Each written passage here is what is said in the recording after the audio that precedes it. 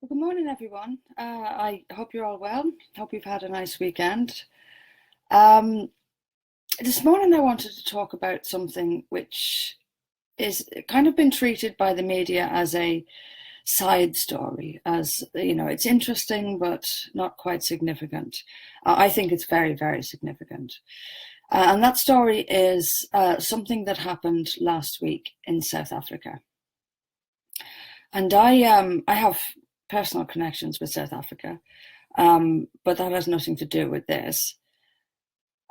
It is what happened last week in South Africa is a prime example of what is a global phenomenon and one that we must be very, very awake to. What happened last week in South Africa is that the parliament passed a law, a piece of legislation proposed by a guy called Julius Malema. And what that legislation, which was passed by Parliament by a huge majority, said was that land owned by whites should be seized and essentially given to black people. Now, let us take a moment to reflect on what the exact equivalent of that would be in Europe. Let's take a moment to reflect on that.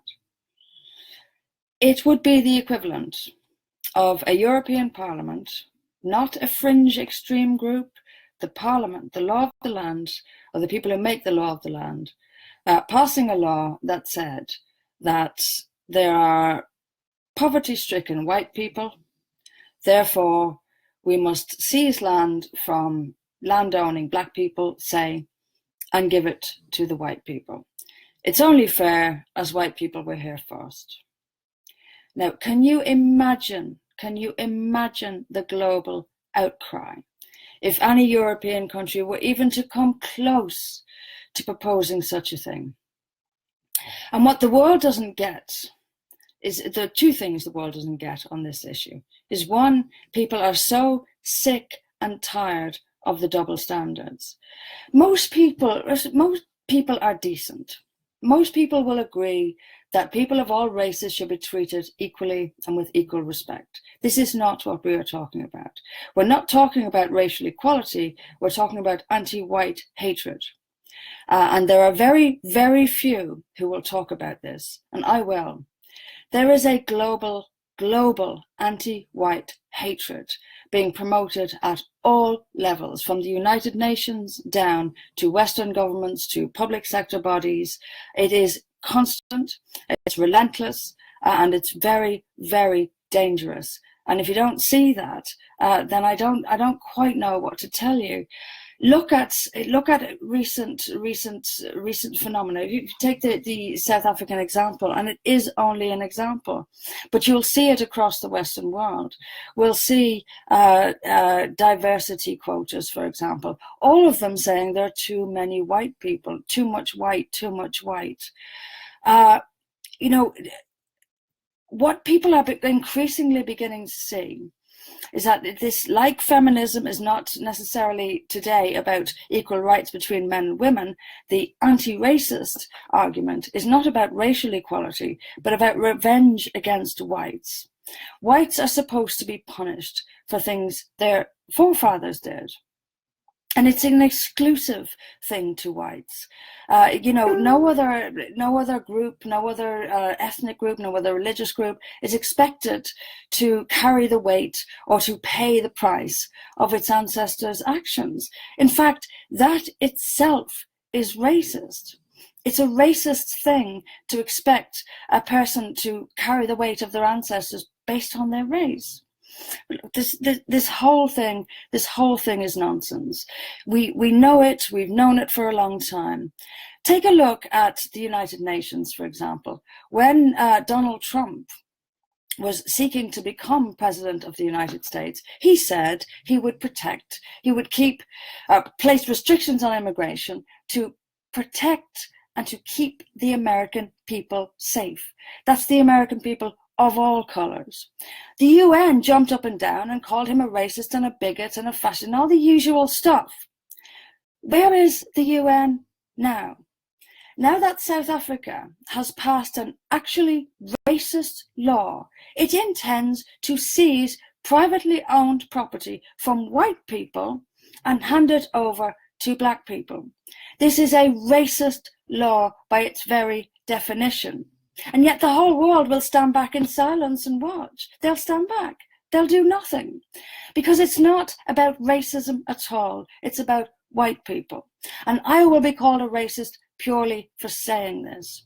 I don't hate, let me make this clear, I don't hate people of other races. I don't think they are inferior to me. I don't think anything of the kind.